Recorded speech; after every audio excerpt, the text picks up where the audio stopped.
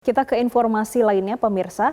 Data ketenaga kerjaan terbaru di Amerika Serikat menunjukkan relatif tahannya pasar tenaga kerja AS di tengah suku bunga tinggi oleh Bank Sentral Amerika Serikat atau Federal Reserve. Pelaku usaha dan pelaku pasar pun memperkirakan The Fed mulai menurunkan suku bunga meski tidak pada pertemuan selanjutnya pada Maret. Dan untuk selengkapnya dilaporkan tim VOA dari Washington DC.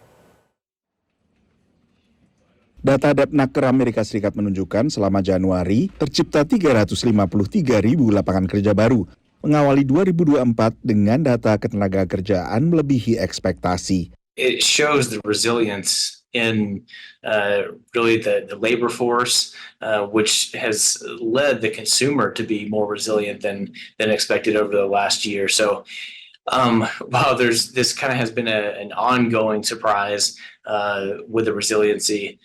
This was a home run for jobs. Pasar tenaga kerja masih bergairah di tengah suku bunga tinggi setelah dinaikkan 11 kali oleh Bank Sentral AS atau Federal Reserve sejak Maret 2022 guna meredam laju inflasi. Dalam pertemuan pertamanya untuk 2024, yaitu pada akhir Januari kemarin, The Fed mempertahankan suku bunga acuan pada level yang telah terakhir dinaikannya pada Juli 2023. Ini adalah pertemuan keempat bagi The Fed, di mana The Fed tidak mengutak-atik menaikkan ataupun menurunkan suku bunga acuan. Tapi jumpa pers setelah itu banyak berfokus pada penurunan suku bunga. Hanya saja bila pun terjadi penurunan, itu akan tergantung pada data bulan-bulan selanjutnya. What do we want to see? We want to see more good data. It's not that we're looking for better data. We're looking at continuation of the good data that we've been seeing. And a good example is inflation. So we have 6 months of good inflation data.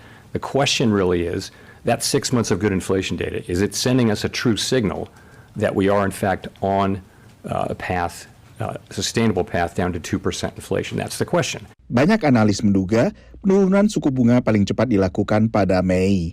I think March rate cut is out of the question. I think we're looking at either May or sometime in the summer when the Fed might entertain cutting rates. Now, all of this is going to be data dependent. It sounded like the Fed did not have full confidence that the inflation is going to not only go toward the target of 2%, but stay there. Acuan favorit The Fed terkait inflasi yaitu indeks harga pengeluaran konsumsi pribadi inti atau Core PCE telah turun ke 2,9%.